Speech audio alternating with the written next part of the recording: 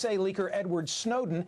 He sent out what he called an alternative Christmas message to the UK's Channel 4, and here's a portion of it. Privacy matters. Privacy is what allows us to determine who we are and who we want to be. The conversation occurring today will determine the amount of trust we can place both in the technology that surrounds us and the government that regulates it. And Snowden made news again in a new interview published Christmas Eve in the Washington Post, in which he says, quote, "For me, in terms of personal satisfaction, the mission's already accomplished. I already won. As soon as the journalists were able to work, everything that I had been trying to do was validated. Because remember, I didn't want to change society. I wanted to give society a chance to determine if it could change itself." I'm joined by the Washington Post reporter who interviewed Snowden, Barton Gelman, who's also a senior fellow at the Century Foundation, and Harvard Law professor Alan Dershowitz, who has written a terrific new book called Taking the Stand. Barton, let me begin with you. How can he say that he won where the programs that he's protested against and leaked about all continue, at least as of this moment? Well, it's the second half of the quote you just read. He is not saying he wanted single-handedly to change society or to undo half the NSA's programs. He wanted the public to be able to take part in the decisions about how much domestic surveillance there's going to be, for example. He believed that there was an unlawful program taking shape, and that it was all being decided in a secret world, that the public would be disturbed if it heard, that courts might say it's unlawful. In the last sort of 10 days of December, both those things have happened. But where you've got both the House and the Senate under leadership from different parties, and the presidency, in similar fashion to his predecessor, all sort of still in disagreement with Snowden and pursuing those policies, how is that anything but a loss for Snowden? Look, I'm not going to declare him a winner or loser. He said he wanted to launch a public debate. If you think that sort of putting something out on the table and having 6 months of intensive conversation internationally, which is picking up momentum as the year comes to a close, and a federal judge has found the thing he criticized most to be almost certainly unconstitutional. If you think that's failing, then you're entitled to that view. I think he's done a pretty good job of putting it on the table. Now it's up to us collectively to decide what we want to do. Professor Dershowitz, the federal judge to whom Mr. Gelman referred, Richard Leon, called these programs Orwellian and probably unconstitutional. From a con law point of view, how do you read the judge's opinion? Well, he's right. As it relates to American citizens, it almost certainly is unconstitutional. But, we were taught in elementary school that the ends don't justify the means, especially when the means are criminal.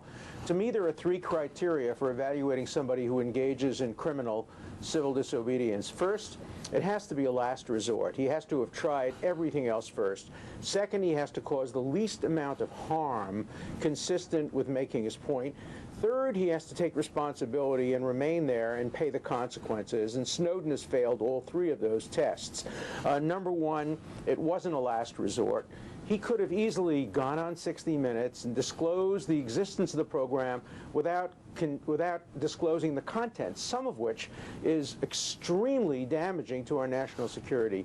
Second, he did far more damage than was necessary. For example, the fact that we intrude and overhear foreign leaders may raise some questions, but it's not unconstitutional. We have an absolute right under our Constitution to listen to the Prime Minister of Israel, to listen to the Prime Minister of Germany, the Chancellor of Germany. That is not a constitutional issue, and yet he disclosed, or people acting on his behalf, disclosed the fact that we are using surveillance abroad, outside the country, where the Constitution doesn't apply. And third, he ran away. He didn't face the consequences. He should have stayed home, gone on trial, and made his point. So for me, he's a deeply flawed hero who has taken with him millions of items of secret material in order to bargain for his release and to try to receive amnesty. That's very, very selfish. Mr. Gelman, and you were just with Edward Snowden, pardon me, when you were in Moscow. How does he respond to the points that Professor Dershowitz just raised, chiefly the point that he could have worked within the system rather than choosing the route on which he traveled? Well, I've been reporting about national security for 20-some years. I'm not familiar with any case of a national security whistleblower ever in my 20 years covering this stuff who was able to make an impact inside, or who wasn't crushed by the system for bringing his complaints. He did, by the way, talk to 4 superiors, 2 in each of 2 divisions, about his concerns, and 15 coworkers, and showed them specific programs on the screen. And he said he thought they were unlawful. He said that also that he thought the American people would react very badly to their disclosure, which is a fairly brave thing to say when you're actually about to leak it yourself. So his view is that he brought it to people's attention inside, but he had watched previous whistleblowers quite closely. He'd watched the case of Bill Binney, he'd watched the case of Tom Drake, who had disclosed, in fact, just speaking about them, some of the very same programs he was talking about, and they were dismissed and they weren't believed because the intelligence committees and the president and the director of national intelligence in your Washington Post interview, Mr. Snowden also talked about where he felt his allegiance lay, and here's an excerpt, quote, in his interview with the Post, Snowden noted matter-of-factly that Standard Form 312, the Classified Information Non-Disclosure Agreement, is a civil contract. He signed it, but he pledged his fealty elsewhere. The oath of allegiance is not an oath of secrecy, he said.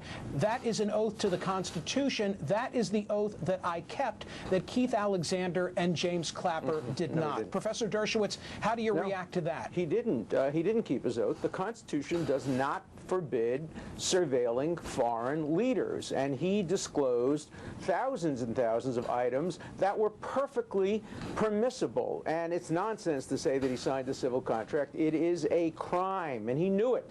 Otherwise, he wouldn't have run away. Of course it's a crime to disclose confidential classified material, and he had to know that. I'd be interested in asking your other guest, how does he justify disclosing the surveillance of foreign leaders, which is constitutional? Why didn't he simply disclose the existence of the program on 60 Minutes and then say, I'm prepared to give you my million pieces in a classified debriefing in Congress? He would have had the same result. It wouldn't have caused the enormous damage to our national security, and then he could have faced the consequences. You know, you say people were crushed, but that's the price you pay when you engage in civil disobedience. Barton Gelman, time for just a quick response. Did you raise that issue with Mr. Snowden, and what did he say in your most recent interview? Well, he's got a broader set of concerns than just domestic surveillance.